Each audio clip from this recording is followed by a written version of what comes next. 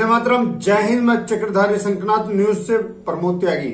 अगर किसी को देश हित और जनता के हित में सच सुनना पसंद ना हो तो कृपया करके उनके लिए हमारी ये वीडियो नहीं है। क्या हमारे देश में देश के प्रधानमंत्री को भी इंसाफ नहीं मिलेगा? दूसरे किसी को परेशानी न हो जाए उसका दर्द किसान को ज्यादा होता है, लेकिन ये किसान तो दूसरे की जान लेने पर तुले हैं। क्या ये किसान है? यही सारी खबर जानने के लिए देखते रहिए हमारी न्यूज को लास्ट तक।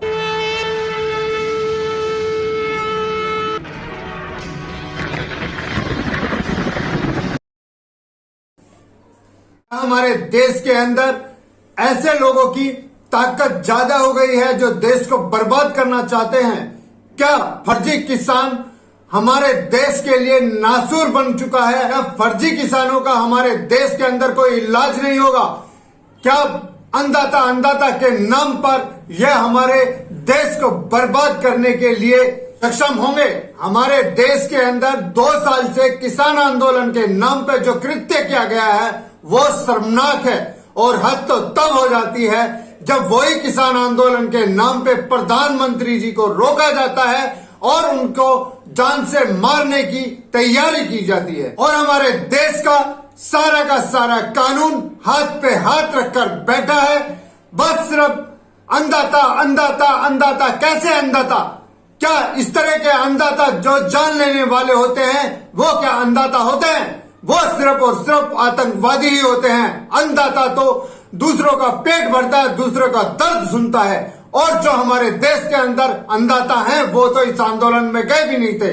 ये सब जो है आड़ती हैं और दलाल हैं और आतंकवादी गतिविधियों के लोग हैं जो अन्नदाता के नाम पर देश के अंदर उपद्रव मचा रहे हैं। आज हमारे देश में किसानों के नाम पर भारत के तिरंगे का अपमान हो जाता है, खुले आम बलात्कार हो जाता है, खुले आम आदमी के हाथ पैर काट दिए जाते हैं, खुले आम आदमी को जिंदा जला दिया जाता है, खुले आम कुछ भी आतंक की गतिविधियां हो जाती हैं, खुले आम प्रधानमंत्री जी के पुतले जला दिए जाते हैं, प्रधानमंत्री जी को मारने की धमकी दी जाती है। और हद तो तब हो जाती है कि खुले आम प्रधानमंत्री का रास्ता रोका जाता है।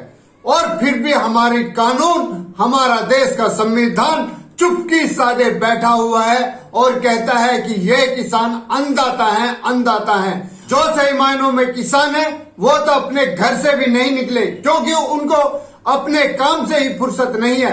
ये जितने भी किसान के छुपे हुए भेड़िए, आड़तियों के दलाल, कांग्रेस पार्टी के दलाल और आतंकवादियों के दलाल बनकर 2 साल तक इन्होंने दिल्ली को जाम करके रखा। खुले आम भारत मां के झंडे का अपमान हुआ और खुले आम एक आदमी की हाथ पैर काट दिए जाते हैं, खुले आम आदमी को जिंदा जला दिया जाता है, खुले आम उसी आंदोलन में बलात्कार हो जाता है, खुले आम वहां पे दारू पार्टी कुछ उल्टे सीधे जितने भी काम है, ड्रग्स वगैरह सारे काम वहां पे इलीगल काम लीगल तरीके से किए जाते हैं और उनके ऊपर कोई सुनवाई नहीं होती। हद तो तब हो जाती है जब प्रधानमंत्री जी की गाड़ी रोक दी जाती है और हमारा संविधान, हमारा कानून, हमारे पुलिस प्रशासन सारा का सारा हाथ पे हाथ रखकर बैठा हुआ है और किसान अन्नदाता करके उनको भगवान समझकर बैठा है। क्या अन्नदाता ऐसा होता है? हमने तो सुना था और देखा था और हम भी एक किसान हैं कि किसान अपने घर की चिंता न करके आतंकवादी गतिविधियों के लोग हैं और सरकार को इन्होंने पता नहीं किस प्रेशर में मजबूर कर दिया है कि ये अन्नदाता के नाम पर मशहूर हो जाए, इनकी पब्लिसिटी हो जाए और पूरे देश के अंदर इनको भगवान मान लिया जाए, जबकि ये किसान के नाम पर धब्बा है। फिर हमारे संविधान को और हमारे कानून को और हमारे पुलिस प्रशासन को और सरकार को हो क्या गया है? क्या ये किसान नजर आते हैं? अरे किसानों के नाम पर सिर्फ और सिर्फ धब्बा है। किसान ऐसे नहीं होते। किसान तो दूसरे का भला सोचता है, दूसरे को बर्बाद करना नहीं। अगर कांग्रेस पार्टी का राज होता तो क्या यह होता, मुझे तो कहीं ना कहीं प्रधानमंत्री नरेंद्र मोदी की भी चूक लगती है कि वो इतने सुस्त क्यों हो गए हैं, क्यों पढ़ रहे हैं। उन्हें इस तरह से लूज नहीं पड़ना चाहिए, नहीं तो कोई भी उन पे आक्रमण करेगा। जो होता हुआ आया है और हो रहा है, इससे ज्यादा शर्मनाक बात क्या होती है कि प्रधानमंत्री के ऊपर जानलेवा हमले की तैयारी हो जाती है। क्या प्रधानमंत्री पंजाब सरकार की जागीर था? अरे प्रधानमंत्री भारत के 130 करोड़ जनता का प्रधानमंत्री है, और अगर उसको कुछ आंच भी आ जाती तो ना तो कोई खालिस्तानी बचता और ना ही कोई उनका सपोर्टर बचता। देश में इस तरह की आग लग गई होती कि शायद ही कोई बुझाने वाला भी पैदा नहीं होता। और हमारी सुप्रीम कोर्ट सारे के सारे फैसले अपने हाथ में लेना चाहती है। सुप्रीम कोर्ट ने इन आतंकवादी किसानों को आंदोलन करने के समय भी सारे के सारे फैसले अपने हाथ में ले लिया, उनको प्रोत्साहित किया। और आज भी इतना बड़ा हमला होने के बाद भी सुप्रीम कोर्ट के जजेस कहते हैं कि हमारे पुराने जज इस केस का न्याय करेंगे और इस केस की सारी जानकारी उनको दी जाए ताकि वो पूरी तरीके से छानबीन कर सके।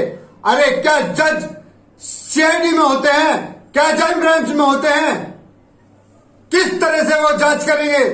पुराने जज किस तरह से जांच करेंगे? और जितने भी पुराने जज हैं वो 80% कांग्रेस के दलाल रहे हैं, वो क्या इंसाफ करेंगे? प्रधानमंत्री जी को और गृह मंत्री जी को भारत की सरकार को गंभीरता से सोचना होगा। इसी के साथ देश और देश की जनता की सच्चाई के लिए, देश के लिए जीना, देश के लिए मरना। अगर आपको हमारी ये वीडियो अच्छी लगी हो तो लाइक करें, शेयर करें, कमेंट करें, सब्सक्राइब करें और बेल आइकन जरूर दबाएं।